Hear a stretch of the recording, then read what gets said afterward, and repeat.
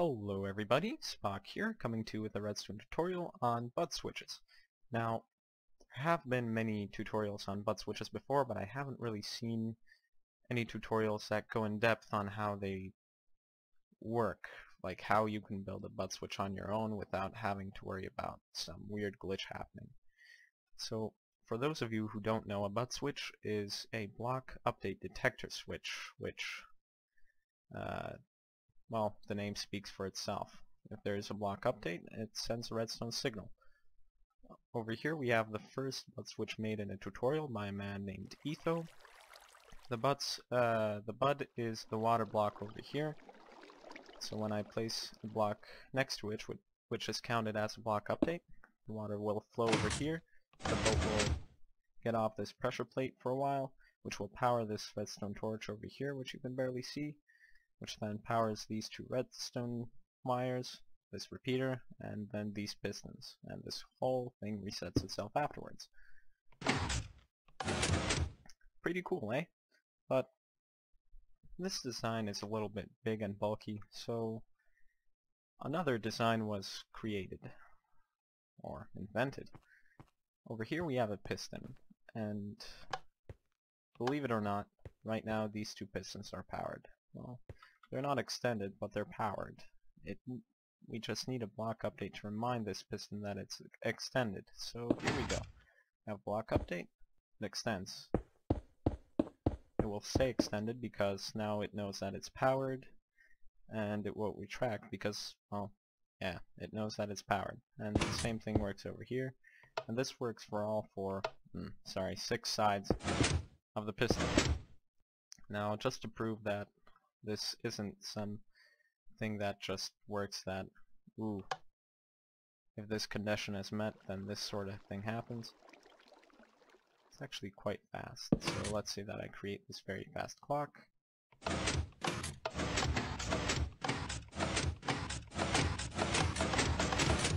And yeah, the piston keeps up quite nicely.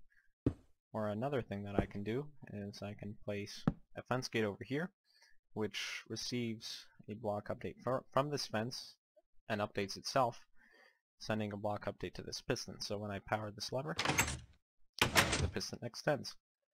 And same thing goes to here. And you can place a fence gate over here, let's say. And the same thing will happen. So over here we have two of the most popular piston-based butt switch designs. They are one wide, very compact, and quite easy to make. So this piston over here pushes, this is a sticky piston actually, which pushes this block over the redstone torch, powering this piece of redstone, which depowers the torch and everything above it. Now that we know that this piston is powered from this block over here,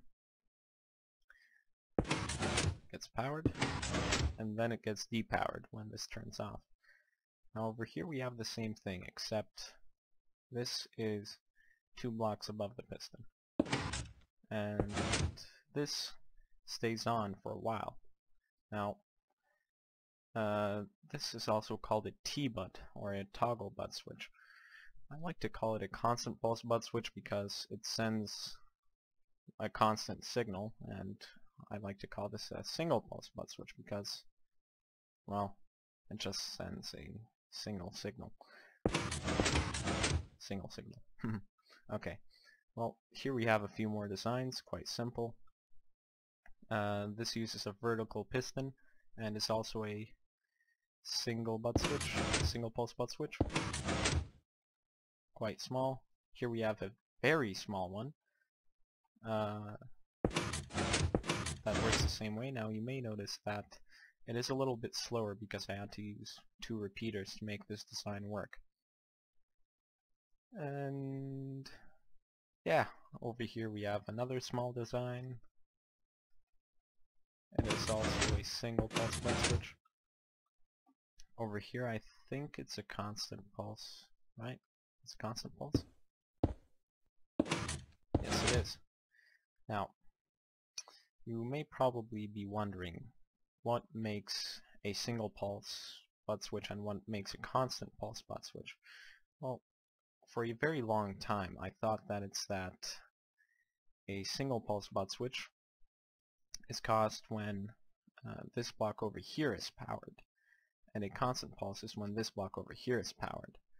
And I was thinking of many different ways, so let's say if I had a block over here and it was powered, this would become a single pulse, because, well, it was that block that was powered, and that's ticking off my OCD, sorry.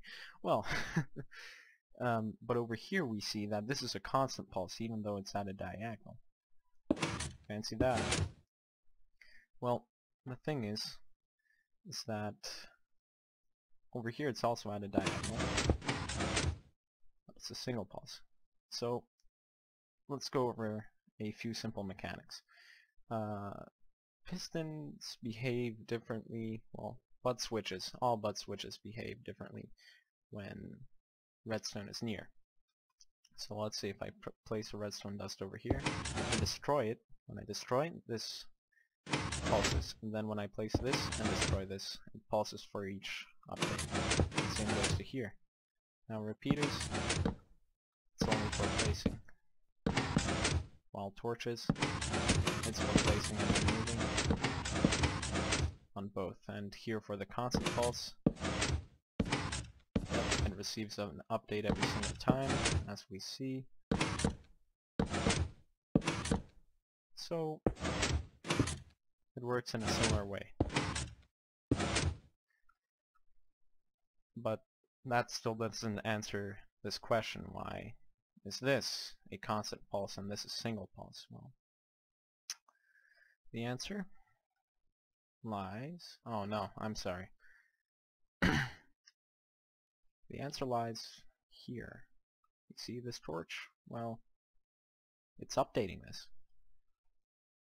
If you look closely, when this piston retracts, that is the exact same instant that that torch turns off. It is really updating the piston arm, which is right over here, and as we know, torches update the piston when it's 2 blocks away, right? So these two designs that I showed you at the very beginning use the same method. We have this over here, which